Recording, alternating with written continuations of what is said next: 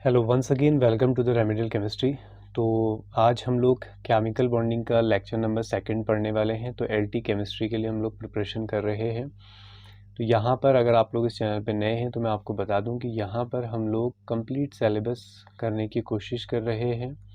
तो ऑर्गेनिक के यानी कि यूनिट सेकंड के और यूनिट वन के लेक्चर्स पैरेलल में आप लोगों को चैनल पे मिल जाएंगे। अगर आप लोग नए हैं तो चैनल को सब्सक्राइब ज़रूर कर लें और वीडियोस के लिंक आप लोगों को डिस्क्रिप्शन बॉक्स में मिल जाएंगे। तो चलिए स्टार्ट करते हैं। तो केमिकल बॉन्डिंग के प्रीवियस लेक्चर में हम लोगों ने बात करी थी कि आयनिक कंपाउंड्स क्या होते हैं, उनके लिए कंडीशंस क्या होती हैं, कब वो बेस्ट बनते हैं और उनके नेचर कैसे होते हैं, प्रॉपर्टीज़ कैसे होती है। तो आज हम पढ़ने वाले हैं कोवेलेंट बॉन्ड के बारे में। कोवेलेंट बॉन्ड तो मैंने लास्ट लेक्चर में बताया था कि सबसे इम्पॉर्टेंट चैप्टर इनऑर्गेनिक में अगर कोई है तो वो है आपका केमिकल बॉन्डिंग। तो बात करते हैं कोवेलेंट बॉन्ड। तो कोवेलेंट बॉन्ड क्या होते हैं? ऐसे बॉन्ड जो बनते हैं बाय म्यूचुअल शेयरिंग, बराबर की साझेदारी से बनेंगे। म्यूचुअल शेयरिंग, बराबर की साझेदारी से जो बॉन्ड बनते हैं उनको क्या कहते हैं? कोवेलेंट बॉन्ड बोलते हैं। ठीक है, जैसे आपके फ्रेंड और आपके बीच में बुक्स की शेयरिंग हो रही है मान लीजिए। तो एक बुक आपने उसको दी पढ़ने के लिए और एक बुक उसने आपको दी, तो शेयरिंग क्या हुई? बराबर की हुई। तो ऐसे बनने वाले बॉन्ड को क्या कहेंगे? Covalent bond. मान लीजिए आपके पास बुक है, आपने अपने फ्रेंड को दे दी, उससे बदले में कोई बुक नहीं ली, तो ऐसे बॉन्ड क्या होते हैं? आयनिक बॉन्ड होते हैं। एक और बॉन्ड होता है कोऑर्डिनेट बॉन्ड, उसे मैं अभी समझाऊंगा आपको। तो जब बराबर की साझेदारी से जो बंद बनते हैं, बॉन्ड बनते हैं, उनको क्या बोलते हैं? हम कोवेलेंट बॉन्ड कहते हैं। ठीक है, मेनली ये कब हमें देखने को मिलते हैं? ये बनते हैं आपके between non metals. Non metals के बीच में ये देखने को मिलेंगे। मेटल मेटल के बीच में नहीं बनेगा, मेटल नॉन मेटल के बीच में नहीं बनेगा, बहुत रेयरेस्ट ऑफ रेयर होंगे। और दूसरा, इलेक्ट्रोनेगेटिविटी डिफरेंस क्या होना चाहिए? कम होना चाहिए। तो जितना इलेक्ट्रोनेगेटिविटी डिफरेंस कम है उतना ज़्यादा क्या होगा? आपका कोवेलेंट कैरेक्टर उसके अंदर मिलेगा। तो इलेक्ट्रोनेगेटिविटी डिफरेंस कैसा होना चाहिए? लेस होना चाहिए। कुछ एग्जांपल की बात करते हैं। तो जैसे हमारे पास है, बिल्कुल 10th 9th वाला बेसिक तो नहीं बताऊंगा मैं तुम्हें कि कैसे शेयरिंग हो रही है। ठीक है, उसकी एक्सपेक्टेशन करनी भी नहीं चाहिए आपने। तो ये हमारे पास LiCl है। अब LiCl में क्या है? हमारे पास एक इलेक्ट्रॉन लाया है लिथियम, एक लाया है क्लोरीन। तो म्यूचुअल शेयरिंग हो गई इनके बीच में। तो ये LiCl क्या है? कोवेलेंट कंपाउंड है। जो मैं एग्जांपल लिख रहा हूँ बहुत ध्यान से सुनना। वो एग्जांपल मैंने सिलेक्टिवली भी ऐसे लिए हैं जिनमें एग्जाम में लोगों को कन्फ्यूज़न होता है कि ये आयनिक है या कोवेलेंट है। LiCl पे बहुत कन्फ्यूज़ होते हैं लोग। LiCl जब लिखा होता है तो कई बार लोगों को आयनिक लगता है, लेकिन कैसा होता है? कोवेलेंट। ऐसे ही है BeCl2। बेरिलियम का एटॉमिक नंबर 4 होता है, तो लास्ट में कितने इलेक्ट्रॉन हुए? 2 इलेक्ट्रॉन्स हुए। ठीक है, तो ये एक Cl के साथ अपना इलेक्ट्रॉन शेयर करेगा, एक Cl के साथ अपना इलेक्ट्रॉन शेयर कर लेगा। तो ये आपके कंपाउंड बन जाएगा BeCl2। राइट, एक एग्जांपल और आप लोग ध्यान रखें, इसका नाम है AlCl3। AlCl3 ये भी कैसा होता है? आपका कोवेलेंट होता है। ठीक है, ज्योमेट्रीज तो मैं अभी अपने मन से बना दे रहा हूँ। ठीक है, जब मैं सिखाऊंगा तो मैं एक्सपेक्टेशन करूँगा और ज्योमेट्री के नाम हर बार बोलूँगा। फिर भी मैं सही वाली ज्योमेट्री इसलिए बना रहा हूँ ताकि याद भी होते रहे। AlCl3 में भी यही कहानी है। एक 3 इलेक्ट्रॉन एल्यूमिनियम लेकर आया है, यहाँ पे भी बराबर की शेयरिंग, यहाँ भी बराबर की शेयरिंग, यहाँ भी बराबर शेयरिंग। तो AlCl3 क्या है? आपका कोवेलेंट है। NaCl आयनिक होता है, MgCl2 वो भी आयनिक होता है, लेकिन AlCl3 क्या होता है? आपका कोवेलेंट होता है। राइट, ये आप ध्यान रखेंगे। नेक्स्ट सेगमेंट पे आते हैं इसके। तो जैसे हमारे पास है, अब कोऑर्डिनेट बॉन्ड भी मैं बता देता हूँ। इसको सिलेबस में अलग से नहीं दिया गया है क्योंकि इसे भी कोऑर्डिनेट बॉन्ड ही कोवेलेंट बॉन्ड ही माना जाता है, इसलिए मैं बता दे रहा हूँ। ठीक है, कोऑर्डिनेट बॉन्ड। और नहीं भी दिया है यहाँ पे तो कोई बात नहीं, चैप्टर तो दिया है ना पूरा कोऑर्डिनेशन कंपाउंड। तो बिना कोऑर्डिनेट बॉन्ड समझे आप कोऑर्डिनेशन कंपाउंड कैसे से बताओगे? इसका मतलब पढ़ना है हमें वो भी, है ना। तो कोऑर्डिनेट बॉन्ड कब बनता है? जब मान लीजिए ये आपका एक फ्रेंड है, ठीक है, ठीक, तो ये आपका एक फ्रेंड है और ये आप हो, ठीक है। अब इन दोनों के बीच में क्या हुई, शेयरिंग हुई है, एक एक इलेक्ट्रॉन दोनों ने शेयर कर लिए हैं, राइट। अब शेयरिंग होने के बाद दोनों के बॉन्ड कंप्लीट हो गए हैं, अब किसी को इलेक्ट्रॉनों की रिक्वायरमेंट नहीं है। तो मान लीजिए एक इलेक्ट्रॉन इसके हाथ में था, एक इलेक्ट्रॉन इसके हाथ में था, तो दोनों के बीच में शेयरिंग हो गई बराबर की। अब उसके बाद क्या है कि जो लेफ़्ट वाला है, ठीक है, जो आपका फ्रेंड है, या आप अपने आप को मान लीजिए, ये वाला लेफ़्ट वाला जो है, इसके पास जो है वो एक्स्ट्रा इलेक्ट्रॉन है, एक हाथ में लड्डू और दिख रहा है ना, तो इसको तो बस शेयरिंग करनी थी, कर ली इसने, ये एक्स्ट्रा है। अगर ये एक्स्ट्रा किसी और के साथ शेयर कर ले तो उसे हम क्या कहेंगे, कोऑर्डिनेट बॉन्ड। देने नहीं है परमानेंट, सिर्फ क्या करने, शेयर करने। चलो ये पिक्चर हटा देता हूँ, काफ़ी ऑड लग रही है, ठीक है, तो वैसे समझाते हैं, ज़्यादा खतरनाक एग्जांपल ले लिया मैंने। तो कोऑर्डिनेट बॉन्ड देखें क्या होगा, जैसे हमारे पास क्या है, अगर HCl का एग्जांपल हो, अच्छा HCl भी बड़ा इंपॉर्टेंट कंपाउंड है बच्चों, ये भी लगता है लोगों को आयनिक कंपाउंड है, लेकिन कैसा है, कोवेलेंट है। एक इलेक्ट्रॉन हाइड्रोजन लाया है और एक Cl, हाइड्रोजन के पास तो होते ही एक है, लेकिन Cl के लास्ट में होते हैं 7, तो एक यूज़ हो गया, कितने बचे, 2 2 4 2 6, और एक यहाँ अंदर चला गया 7, ठीक है, तो टोटल 7 इलेक्ट्रॉन होते हैं जिसमें से 6 बच गए हैं। तो मुझे बताओ HCl का बॉन्ड तो कंप्लीट हो गया ना, अगर कोई और आए जिसे इलेक्ट्रॉन की जरूरत हो तो Cl अपने इलेक्ट्रॉन उसे क्या कर सकता है, डोनेट कर सकता है। तो ऐसे बॉन्ड क्या कहलाते हैं, कोऑर्डिनेट बॉन्ड कहलाते हैं, ठीक है। आई बात समझ में, आप कुछ सही वाले एग्जांपल लिख लेते हैं। पहला एग्जांपल है NH3, ठीक है, NH3 में नाइट्रोजन पे लोन पेयर होते हैं, उसके बाद H पॉजिटिव, ठीक है, तो H पॉजिटिव हमारे पास क्या है, इलेक्ट्रॉन नीड है उसे, तो नाइट्रोजन ने यहाँ पर अमोनिया में अपने बॉन्ड कंप्लीट कर लिए, लेकिन उसके पास एक्स्ट्रा इलेक्ट्रॉन है, तो वो एक्स्ट्रा इलेक्ट्रॉन इसके साथ शेयर कर रहा है। ध्यान रखें, हमेशा के लिए नहीं देगा, शेयर करेगा। तो शेयरिंग से यहाँ पे बॉन्ड बना तो है, लेकिन इस बार शेयरिंग किस तरह की है, दोनों ही इलेक्ट्रॉन किसके हैं, नाइट्रोजन के हैं। नहीं तो इससे पहले तक शेयरिंग क्या होती है, एक नाइट्रोजन का होना चाहिए था, एक हाइड्रोजन का। तो ऐसे बॉन्ड क्या कहलाते हैं, कोऑर्डिनेट बॉन्ड। तो कब बनेंगे, जब आपके पास बॉन्डिंग, नॉर्मल बॉन्डिंग के बाद एक्स्ट्रा इलेक्ट्रॉन होंगे, तो ऐसे बॉन्ड को हम बोलते हैं कोऑर्डिनेट बॉन्ड। तो कोऑर्डिनेट बॉन्ड हो या फिर कोवेलेंट बॉन्ड हो, दोनों में एनर्जी में कोई डिफरेंस नहीं है, क्योंकि पहला वाला बॉन्ड भी 2 इलेक्ट्रॉनों से मिलकर बनता है, दूसरा भी 2 से बनता है मिलके। बस फ़र्क ये है कि पहले वाले में शेयरिंग बराबर की हुई है, दूसरे वाले में शेयरिंग एक ही साइड से हुई है। तो ऐसे बॉन्ड कहलाते हैं आपके कोवेलेंट बॉन्ड, कोऑर्डिनेट बॉन्ड। अब आते हैं हम आयनिक character in covalent bond, ionic character in covalent bond. तो अभी तक चीज़ें चैप्टर में बहुत लाइट चल रही थी, अब धीरे धीरे यहाँ से क्वेश्चन अच्छे बनने लगेंगे। आयनिक कैरेक्टर इन कोवेलेंट बॉन्ड। अब जैसे हम लोगों ने फजान रूल पढ़ा था, फजान रूल ने हमें क्या सिखाया था कि किसी आयनिक कंपाउंड के अंदर कौन सा कैरेक्टर, कोवेलेंट कैरेक्टर। अब हम पढ़ रहे हैं कोवेलेंट कैरेक्टर के अंदर आयनिक, वहाँ उसने क्या बताया था, आयनिक के अंदर कोवेलेंट, यहाँ हम कोवेलेंट के अंदर आयनिक पढ़ेंगे, ठीक है। तो ये समझाया जाता है किससे, डाइपोल मोमेंट से। किससे समझाएंगे, डाइपोल मोमेंट से। अब क्या मतलब होता है इसका, समझते हैं। तो देखो, जैसे डाइपोल मोमेंट को म्यू से दिखाया था, अगर म्यू आपका 0 आ गया, कैसे आया वो अभी बात करेंगे। म्यू अगर 0 आ गया तो मॉलिक्यूल कैसा है, नॉन पोलर है।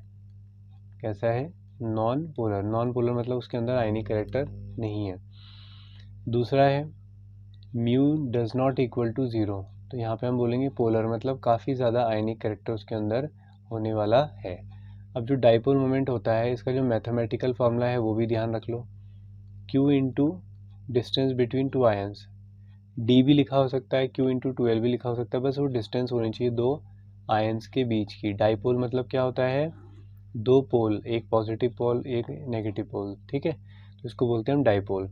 अब डाइपोल को हमें कैसे निकालना है, कैसे कैसे बनेंगे, उनके एग्जाम्पल हम देखते हैं यहाँ पर। बहुत सिलेक्टिव एग्जाम्पल मैं तुम लोगों को कराऊंगा, तो बहुत ध्यान से आप लोगों ने देखने हैं। जैसे पहला एग्जाम्पल है हमारे पास एग्जाम्पल एग्जाम्पल एग्जाम्पल ओके, पहला एग्जाम्पल है O3। तो O3 आपको बनाना आना चाहिए, ओजोन, ठीक है। तो एक डबल बॉन्ड होता है। अब दोनों ऑक्सीजन के ऑक्टेट कंप्लीट हो गए, तीसरे ऑक्सीजन के साथ कैसा बॉन्ड बनेगा, कोऑर्डिनेट बॉन्ड बनेगा, ठीक है। यहाँ पे लोन पेयर होता है। ज्योमेट्री बनाना मैं बाद में सिखाऊंगा, अभी बस तुम देखो, ऐसे समझो। अब देखो दिक्कत यही है ना, अब ये मुझे इसलिए सीक्वेंस पसंद नहीं आता है किसी भी सिलेबस का। अब ये टॉपिक मेरे अकॉर्डिंग तो मतलब मुझे लगता है, मैं तो वैसे बाद में ही पढ़ाता हूँ इस टॉपिक को, पहले मैं ज्योमेट्री बनाना सिखा देता हूँ, ताकि बार बार फिर अलग अलग, अब ये याद कर लो, अब ऐसे याद कर लो, फिर वो ठीक नहीं लगता। तो तुम्हें अभी क्या करना है, मैं ज्योमेट्री बना के दिखा रहा हूँ, तुम्हें फ़र्क नहीं पड़ता कि सर ने कैसे बनाई है, तुम बस उस स्ट्रक्चर को देखो। यानी कि ऐसा समझो कि तुम्हें स्ट्रक्चर बना हुआ दिख रहा है, तुम्हें पहचानना है। अब मुझे बताओ, ये हमारे पास कंपाउंड हो गया, ठीक है। अब इसमें तो सारे एटम एक ही जैसे हैं, ठीक है। इसमें तो क्या इलेक्ट्रोनेगेटिविटी डिफरेंस बनाएंगे, रुक जाओ इसको हटाओ।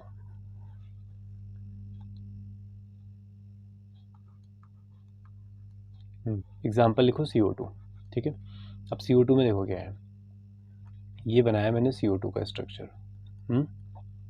चलो, तो ये बना CO2। अब मुझे बताइए आप, कार्बन और ऑक्सीजन में ज़्यादा इलेक्ट्रोनेगेटिव कौन है, ऑक्सीजन। तो इलेक्ट्रॉन ऐसे डायरेक्शन दिखाओ कि इलेक्ट्रॉन अपनी साइड खींच रहा है। फिर इधर भी ऐसा ही है। अब तुम खुद इमेजिन करो कि तुम कार्बन के दोनों ऑक्सीजन को दोनों साइड से, मतलब अपनी पेन को राइट और लेफ्ट दोनों साइड से बराबर फोर्स लगाते हो, तो क्या उसमें कोई मूवमेंट आएगा, नहीं आएगा। आप कहोगे सर दोनों फोर्स एक दूसरे को क्या कर देंगे, कैंसिल कर देंगे। तो अगर वो कैंसिल हो जाएगा तो कैसा मॉलिक्यूल बोलोगे उसे, नॉन पोलर। अगर कैंसिल नहीं होगा तो पोलर बोल देना, ठीक है। दूसरा एग्जांपल देखते हैं, NH3।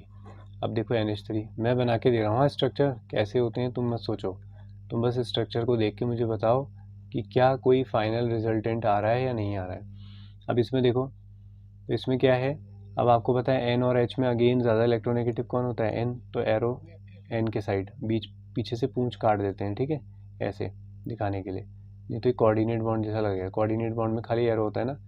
तो तीनों H ऊपर की तरफ इलेक्ट्रॉन दे रहे हैं, और लोन पेयर जो होता है, लोन पेयर भी हमेशा बाहर की तरफ होता है। तो सारे ऊपर की तरफ जा रहे हैं, इसका मतलब म्यू ज़ीरो नहीं आ रहा है, कैंसिल नहीं हो रहा है, ठीक है। तो mu does not equal to zero. तो NH3 कैसा मॉलिक्यूल हो गया, पोलर हो गया। तो यहाँ से आप पोलर और नॉन पोलर बता सकते हैं। नेक्स्ट एग्जांपल देखो, जैसे हमारे पास है H2O है, मान लीजिए H2O को सुनते हैं ना हम, पोलर है बार बार, ठीक है।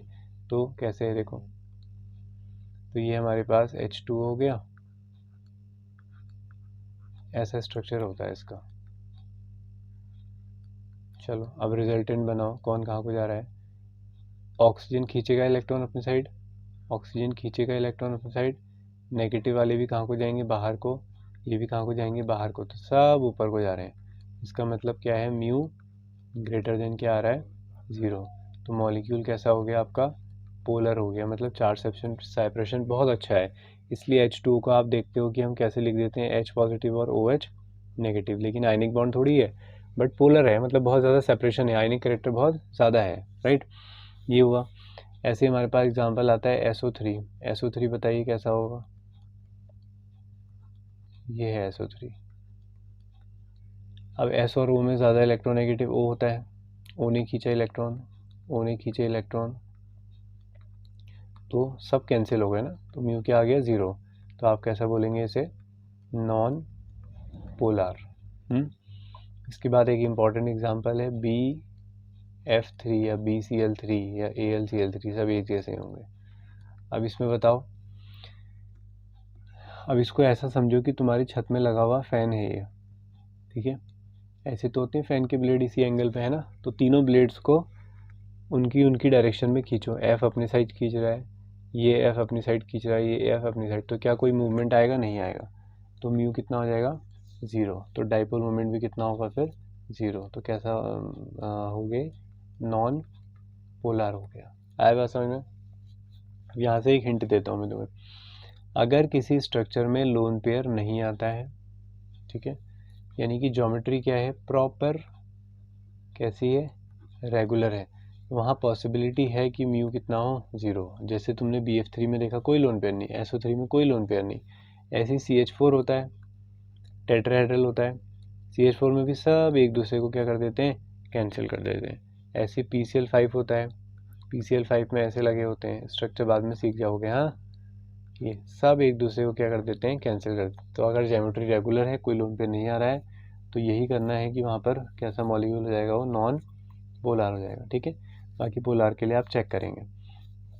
तो ये कहानी थी हमारे डाइपोल मूवमेंट की। अब मैं कुछ एग्जांपल और बता रहा हूँ, वो स्ट्रक्चर्स आप लोगों ने ध्यान रखने। ठीक है, आने ही आने चाहिए आपको। एक सीखो तुम स्ट्रक्चर HNO3 का, एक सीखो H2SO4 का, केमिकल बॉन्डिंग में भी काम आएगा और आगे के चैप्टर्स में भी यूज़ होगा। ठीक है, H2SO4 तुम्हें आना चाहिए बनाना। HNO3 बना लिया है तो HNO2 भी बनाओ, H2SO4 बनाया है तो H2SO3 भी बनाओ। उसके बाद CO3 2 नेगेटिव और SO4 2 नेगेटिव, जो ज़्यादा यूज़ है वो बता रहा हूँ मैं। ठीक है, तो HNO3 ये देखो। ठीक है, उसके बाद N, फिर ये डबल बॉन्ड O। अब मुझे बताओ, नाइट्रोजन के लास्ट में कितने इलेक्ट्रॉन होते हैं? 5 होते हैं, 3 बॉन्ड बनाने होते हैं, 3 बन गए। अब एक ऑक्सीजन और भी तो बचा है, तो नाइट्रोजन के पास लोन पेयर बचे होते हैं, वो दे देगा इसको, तो कोऑर्डिनेट बॉन्ड बन जाएगा। तो ये है HNO2। H2SO4 बनाओ, सल्फर के चारों तरफ बॉन्ड लगाओ O। अब यहाँ तो एक सिंगल बनी हुआ है, क्योंकि यहाँ पे क्या आ जाते हैं, H आ जाते हैं, तो ये हुआ आपका H2SO4। अच्छा, ये HNO3 है, तो HNO2 कैसा होगा, एक O कम कर दो,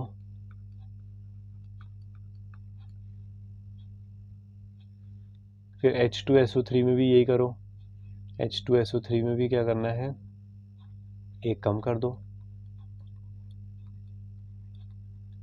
तो ये बन जाएगा H2SO3। ठीक है, CO3 2 नेगेटिव, CO3 2 नेगेटिव, एक कार्बन 4 बॉन्ड बनाता है, 4 बॉन्ड बना दिए। ऑक्सीजन 2 बनाते हैं नीचे वाले को, तो कैसे पूरे होंगे, 2 नेगेटिव से। ऐसे ही SO4 2 नेगेटिव है, SO4 2 नेगेटिव इसी से बना है, इसमें से 2H हटा दो। इसमें से अगर 2H हटा दोगे तो तुम्हें ऐसा ही लगेगा कि 2 तो डबल बॉन्ड वाले हैं और 2 क्या हैं, ऑक्सीजन पे नेगेटिव चार्ज है। ठीक है, तो ये कुछ कॉमन स्ट्रक्चर को ध्यान रखना। ओजोन का मैंने बताया था अभी, स्ट्रक्चर ऐसा होता है। ठीक है, तो ये रहा आपका स्ट्रक्चर ओजोन का। अब इसके बाद आते हैं हम इसके एप्लीकेशन पे, हमें कि जो डाइपोल मोमेंट है उससे क्या क्या पता चलता है, यूज़ क्या आ रहा है हमें वो। ठीक है, तो एप्लीकेशन ऑफ डाइपोल मोमेंट, तो इसका एप्लीकेशन क्या होता है। पहला एप्लीकेशन तो ये है कि ये हमें बताता है कि मॉलिक्यूल पोलर है या फिर नॉन पोलर है। ठीक है, दूसरा ये हमें बताता है कि मॉलिक्यूल लीनियर है या फिर कैसा है, नॉन लीनियर है। जैसे मैं तुमसे कहता CO2 का स्ट्रक्चर बनाओ, तो कोई बच्चा CO2 ऐसा बनाता और कोई बच्चा CO2 ऐसा बना देता। ठीक है, अब अगर आप इसमें चेक करोगे तो आप कहोगे सर यहाँ पे तो कैंसिल हो जाएंगे, लेकिन यहाँ तो कैंसिल नहीं हो रहा ना, ये ऊपर जा रहा है, ये यहाँ जा रहा है, तो कहीं ना कहीं फोर्स तो आ ही रहा है। तो अब एक्सपेरिमेंटली मैं तुम्हें बता रहा हूँ कि डाइपोल मोमेंट क्या आना चाहिए, ज़ीरो आना चाहिए। स्ट्रक्चर बनाओ कैसा बनेगा, तो आप कहोगे सर ये वाला सही है। ठीक है, तो स्ट्रक्चर डिटर्मिनेशन में भी इसने हेल्प काफ़ी करी थी। फिर थर्ड आता है पोलैरिटी, कौन ज़्यादा पोलर है। ठीक है, कौन ज़्यादा पोलर है, जैसे HF बहुत ज़्यादा पोलर है, HCl, HBr और HI, यानी कि सबसे ज़्यादा आयनिक कैरेक्टर किसके अंदर है, HF के अंदर है। ठीक है, फिर चौथा है सिस और ट्रांस में डिफरेंस, सिस और ट्रांस। ठीक है, ऑर्गेनिक सुनिए थोड़ी बहुत तो ठीक है, नहीं तो सिस ट्रांस जब सुनोगे तब समझ लेना। तो सिस ट्रांस में सिस का डाइपोल, सॉरी, सिस का डाइपोल मोमेंट क्या आएगा, ग्रेटर आता है। ठीक है, ट्रांस के कंपैरिजन में। दिखाऊं एग्जांपल, चलो दिखा देता हूँ। तो ये है सिस, सिस का मतलब है सेम ग्रुप सेम साइड, जैसे ये। तो आप देख रहे हैं दोनों H नीचे साइड है। ठीक है, इसी की ट्रांसफॉर्म बना देते हैं।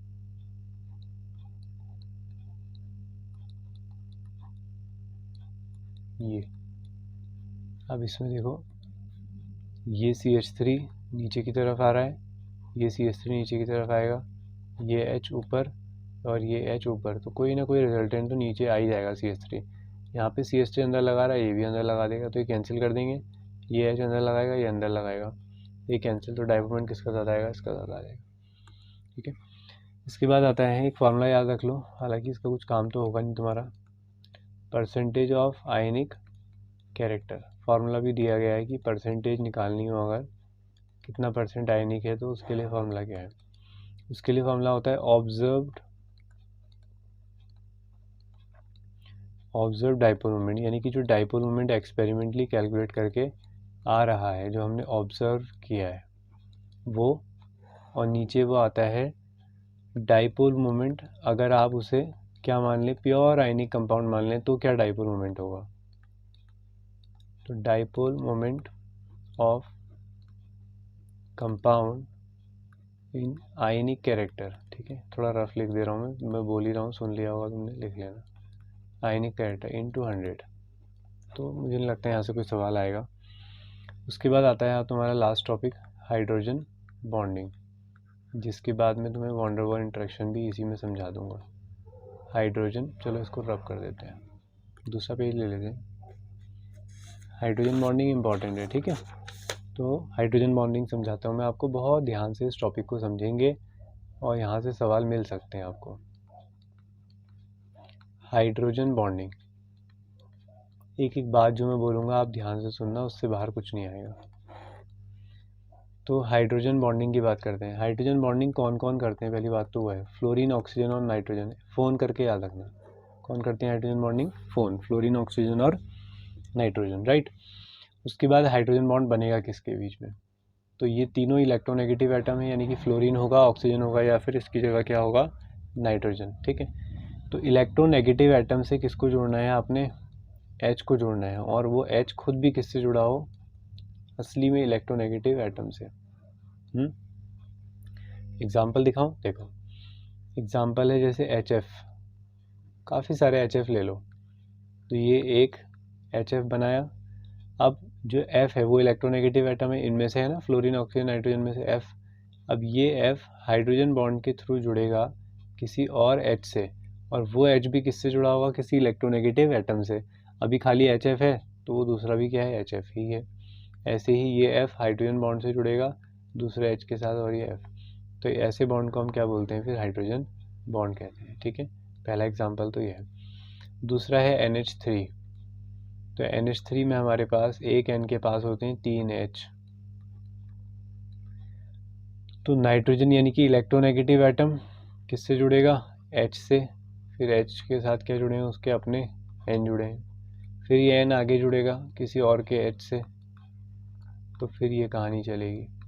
तो एक तो एग्जाम्पल ये हो गया। फिर आते हैं H2O में। अब H2O में क्या है, देखो ये H, ये H। अब ये ऑक्सीजन जो है ना, ये इंपॉर्टेंट बात है, पेपरों में आया भी है कि एक ऑक्सीजन मॉलिक्यूल कितने हाइड्रोजन बॉन्ड बनाता है, तो दो तो H हैं उसके पास, फिर लगता है एक ऑक्सीजन से बना देगा 3, लेकिन ऑक्सीजन से कितने बॉन्ड बनते हैं, 2 बनते हैं, तो ये किसी और का H आएगा, फिर ये उसका पूरा H2O मॉलिक्यूल, ऐसे ही किसी और का H और उसका पूरा वाटर मॉलिक्यूल, तो ऐसे चलेगा ये। ठीक है, तो ये हुआ तुम्हारा H2O। तो ये क्या है, हाइड्रोजन बॉन्डिंग। अब मैं कंडीशन बताता हूँ इसकी। हाँ, पहली कंडीशन क्या है, atom should be small, small size. दूसरा कैसे होने चाहिए, हाईली इलेक्ट्रोनेगेटिव, तो इलेक्ट्रोनेगेटिविटी क्या होनी चाहिए, हाई होनी चाहिए। तो उस लिहाज से कौन फुलफिल बैठते हैं इस कंडीशन में, फ्लोरीन, ऑक्सीजन और नाइट्रोजन, छोटे भी हैं और इलेक्ट्रोनेगेटिविटी भी क्या है, ज़्यादा है। अब हाइड्रोजन बॉन्डिंग 2 टाइप्स की होती है। पहली होती है इंटरमॉलिक्यूलर, कौन सी होती है, इंटरमॉलिक्यूलर। तो अभी तक जो मैंने हाइड्रोजन बॉन्डिंग बताई है आप लोगों को, वो कौन सी थी, इंटरमॉलिक्यूलर, यानी कि एक बिटवीन, चलो मैं लिख देता हूँ, between two different, between two different और सेम मॉलिक्यूल। दो लोग लाने हैं आपने, वो दोनों सेम भी हो सकते हैं और डिफरेंट भी हो सकते हैं। ठीक है, तो जैसे दो लोग लेकर आता हूँ मैं, एक ये लेकर आया हूँ मैं, एक ही है, लाने दो ही है। हाँ, इनके बीच में हाइड्रोजन बॉन्डिंग हो जाए, और दोनों इस बार कैसे हैं, सेम है। अब इस बार मैं एक लेके आता हूँ ये, और एक दूसरे कलर का ले आता हूँ, तो दो लोग तो अभी भी हैं, लेकिन दोनों क्या है इस बार, डिफरेंट है। तो दो सेम मॉलिक्यूल के बीच में या दो डिफरेंट मॉलिक्यूल के बीच में होने वाली हाइड्रोजन बॉन्डिंग को क्या बोलते हैं, इंटरमॉलिक्यूलर हाइड्रोजन बॉन्डिंग। जैसे अभी तुमने एग्जांपल देखा था, किस किस के बीच में, HF और दूसरा भी क्या था, HF, तो ये सेम मॉलिक्यूल के बीच में हो गई। फिर तुमने देखा NH3 और दूसरा भी क्या था, NH3, तो NH3 के साथ कर रहा है बिटवीन सेम मॉलिक्यूल, H2O और H2O, ठीक है। ये अब बहुत अच्छा एग्जांपल है, वो है अल्कोहल प्लस वाटर। हर बच्चा, हर कोई जानता है कि अल्कोहल और वाटर क्या कर जाते हैं, मिक्स कर जाते हैं, इजीली मिक्स हो जाते हैं। क्यों होते हैं, due to presence of hydrogen bonding. तो कहीं पे सवाल आए कि why alcohol are soluble in water, तो due to presence of hydrogen bonding. तो इस बार आ रहे हैं ना, देखो दोनों अलग अलग मॉलिक्यूल हैं, ठीक है, लेकिन हमें तो बस दो मॉलिक्यूल चाहिए, चाहे सेम हो या डिफरेंट हो। तो कौन सी बॉन्डिंग है इसके बीच में, इंटरमॉलिक्यूलर हाइड्रोजन बॉन्डिंग। तो इससे फ़र्क क्या पड़ा सॉल्युबिलिटी पे, कि अल्कोहल भी क्या हो गया, सॉल्युबल हो गया वाटर के अंदर, ठीक है, due to presence of hydrogen bonding. उसके बाद आता है दूसरी कंडीशन हमारे पास, मतलब दूसरी हाइड्रोजन बॉन्डिंग, उसे हम बोलते हैं इंट्रामॉलिक्यूलर। इंट्रामॉलिक्यूलर, तो अभी तक इंटर में क्या था, दो लोग चाहिए थे ना, इसमें नहीं चाहिए, इसमें दो लोग नहीं चाहिए, ठीक है। तो अभी तक तो क्या था कि जैसे ये कोई खड़ा है, तो ये इसके हाथ है, तो इसके हाथ को किसी और का साथ चाहिए था, ठीक है। तो इस बॉन्ड को हम क्या कह रहे थे, इंटरमॉलिक्यूलर। अब ये दोनों लोग सेम भी हो सकते हैं और डिफरेंट भी, लेकिन इंट्रा में क्या होगा, इसे किसी और का हाथ नहीं चाहिए, ठीक है, ये अकेले ही खुश है। तो ये अपने ही दोनों हाथ ऐसे बांध के खड़ा हुआ है, अपने ही दोनों हाथ पकड़े हुए हैं इसने, ठीक है, जबकि ये इसने किसी और का हाथ पकड़ा है, इसने किसी और का हाथ। तो यहाँ पर एक ही मॉलिक्यूल के अंदर हाइड्रोजन बॉन्डिंग हो जाती है, ठीक है। तो अब मैं बता देता हूँ इसको मीनिंग के हिसाब से, तुम अपने आप को खुद इमेजिन कर लो, तुम अगर किसी का हाथ पकड़ के खड़े हो, ठीक है, तो वो है intramolecular hydrogen bonding, sorry intermolecular. अब जैसे तुम मेल हो, तुमने दूसरे मेल का हाथ पकड़ा हुआ है, तो दोनों मॉलिक्यूल क्या हो गए, सेम, तो वो भी हाइड्रोजन बॉन्डिंग कैसी है, इंटरमॉलिक्यूलर। तुम मेल हो, तुमने फीमेल का हाथ पकड़ा हुआ है, तो दोनों अलग अलग हो गए, तो ये कैसी हुई, ये भी इंटरमॉलिक्यूलर है। इंट्रा में क्या होगा, तुम किसी का हाथ पकड़ के नहीं खड़े हो, अपने दोनों हाथ पकड़ के बांध के खड़े हुए हो। तो इस बार हाथ तो जुड़े हैं, हाथ कंबाइंड हुए हैं, लेकिन एक ही बंदे के हुए हैं। तो ऐसी बॉन्डिंग को क्या कहते हैं, इंट्रामॉलिक्यूलर हाइड्रोजन बॉन्डिंग। तो क्या कहेंगे हम इसे, with in the same molecule, एक ही मॉलिक्यूल के अंदर हो जाए, with in the same molecule, और ये ज़्यादा स्ट्रॉन्ग होते हैं, ठीक है। तो जो सेल्फ हाइड्रोजन बॉन्डिंग होती है वो ज़्यादा स्ट्रॉन्ग होती है, ठीक है, क्योंकि तुम अपने ऊपर ज़्यादा ट्रस्ट कर सकते हो, दूसरे पे कितना भी कर लो, लेकिन अपने बराबर तो नहीं कर सकते। तो इसलिए ये वाली हाइड्रोजन बॉन्डिंग क्या होती है, स्ट्रॉन्ग, इसलिए नहीं, ठीक है, ये रीज़न नहीं है, रीज़न मैं भी बता दूंगा। तो एग्जांपल देखते हैं, इसमें बड़े एग्जांपल हैं ऑर्गेनिक के। ये है ऑर्थो नाइट्रोफिनॉल, ये है बेंजीन के ऊपर OH और नाइट्रो ये बन जाएगा। हाइड्रोजन बॉन्डिंग की कंडीशन वही है, फ्लोरीन ऑक्सीजन नाइट्रोजन होंगे और पैटर्न भी वही रहेगा। तो देखो ये H और ये हाइड्रोजन बॉन्डिंग बना देंगे, ठीक है। क्या नाम बताया मैंने इसका, इसका नाम बताया मैंने तुम्हें ऑर्थो नाइट्रोफिनॉल। तो ये छाटने के लिए आ सकता है पेपर में सीधे कि इनमें से किस में इंटरमॉलिक्यूलर हाइड्रोजन बॉन्डिंग है।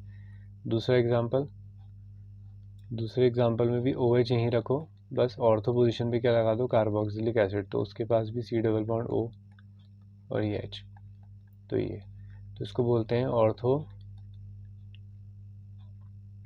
हाइड्रोक्सी बेंजोइक एसिड, ठीक है। ये इसका एक कॉमन नेम है, वो लिखो, एक काम करो, इसे कहते हैं सैलिसिलिक एसिड, सैलिसिलिक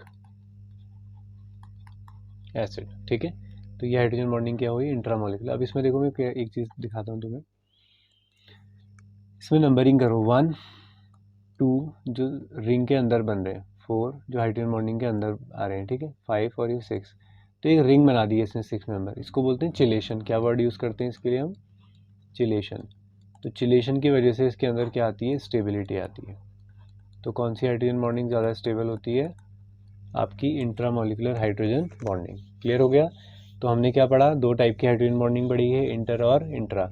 इंटर कब होगी? बिटवीन सेम मॉलिक्यूल और बिटवीन डिफरेंट मॉलिक्यूल्स, यानी कि दो लोग होने चाहिए। इंट्रा में एक ही मॉलिक्यूल के अंदर हो जाएगी हाइड्रोजन बॉन्डिंग। ठीक है, कौन ज़्यादा स्टेबल है? इंट्रा ज़्यादा स्टेबल है as compare to inter. Intra क्यों स्टेबल है? Due to chelation. चिलेशन की वजह से क्या होती है? ज़्यादा स्टेबल होती है। ठीक है, कहानी समझ में आ गई?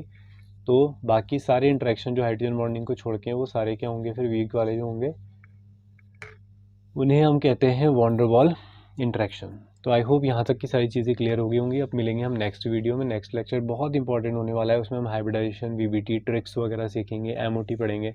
वही है, कोर है इस चैप्टर का वो। ठीक है, यहाँ तक सवाल आते हैं बट ईजी है, यहाँ से वहाँ सीखने वाला है। तो मिलेंगे फिर नेक्स्ट वीडियो में। और लेक्चर्स को लाइक करना ना भूलें, अपने फ्रेंड्स के साथ शेयर करें। Okay, bye bye, happy learning, take care.